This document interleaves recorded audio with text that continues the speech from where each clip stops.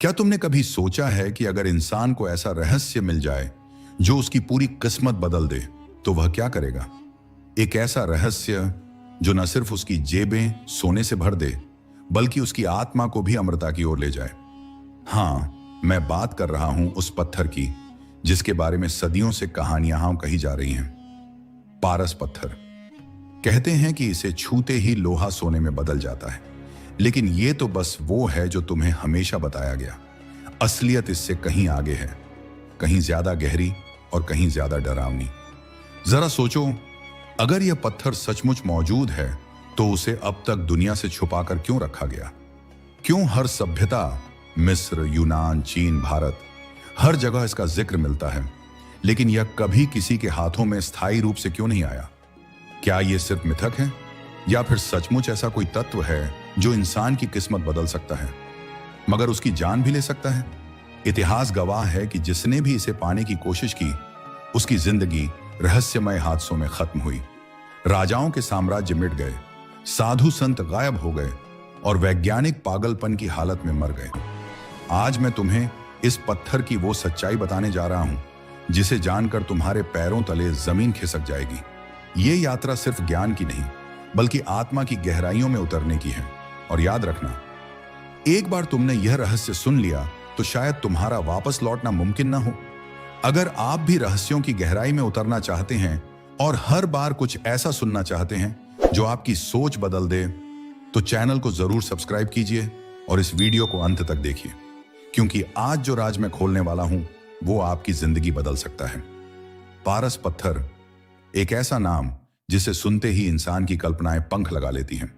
किसी को इसमें सोना दिखता है, किसी को अमरत्व और किसी को अलौकिक शक्ति। लेकिन सच्चाई यह है कि इस पत्थर की कहानी सिर्फ धातु बदलने की नहीं है, यह है इंसान और ब्रह्मांड के बीच सबसे गहरी कड़ी की। मानव सभ्यता की शुरुआत से ही इंसान की सबसे बड़ी लालसा रही है अमरत्व और असीमित धन। राजा भोज के दरबार में एक प्रसिद्ध घटना दर्ज है। एक योगी ने लोहे की तलवार को पारस से छुआ और वह तलवार पल भर में शुद्ध सोने की बन गई। राजा ने उत्सुक होकर पूछा, इस शक्ति का रहस्य क्या है? योगी मुस्कुराया और बोला, यह सोना तुम्हारे काम का नहीं, असली सोना तुम्हारे भीतर छिपा है। अगर उसे पहचानना सीख गए तो यह पत्थर तुम्हारी आत्मा को भी सोना बना देगा। भारत ही नहीं, मिस्र, चीन और यूनान में भी पारस पत्थर के निशान मिलते हैं। मिस्र पिरामिडों के गुप्त कक्षों में ऐसी लिखाइयां मिली जिनमें एक दिव्य पत्थर का जिक्र है जो मृतकों को जीवित कर सकता है। माना जाता है कि यही कारण था कि मिस्रवासी मम्मी बनाते थे। उन्हें विश्वास था कि जब वह पत्थर मिलेगा मृत शरीर फिर से जीवित हो जाएगा। चीन, यहां इसे अमृता का अमृत कहा गया।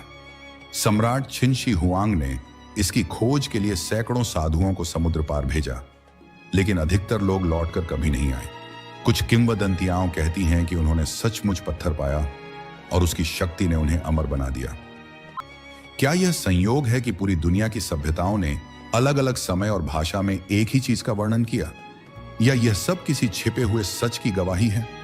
भारत के ऋग्वेद और अथर्ववेद में सीधे पारस शब्द नहीं मिलता, लेकिन वहां एक ऐसे दिव्य तत्व का वर्णन है जो साधारण धातु को उच्चतम अवस्था में पहुंचा देता है।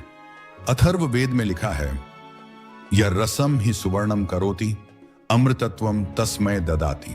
अर्थात जो रस साधारण को सोने में बदल दे वही साधक को अमृता भी प्रदान करता है। यहां सोना केवल धातु नहीं बल्कि आत्मा की उच्चतम अवस्था का प्रतीक है। यानी असली पारस पत्थर वह है जो इंसान को भीतर से बदल दे, उसकी चेतना को दिव्य बना दे। कथाएं कहती हैं कि भारत के योगियों ने पारस पत्थर को केवल धातु बदलने के लिए इस्तेमाल नहीं किया, उनके लिए यह आत्मिक साधना का साधन था।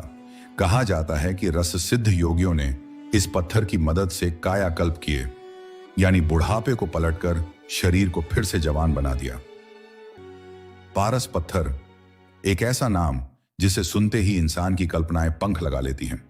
किसी को इसमें सोना दिखता है, किसी को अमरत्व और किसी को अलौकिक शक्ति।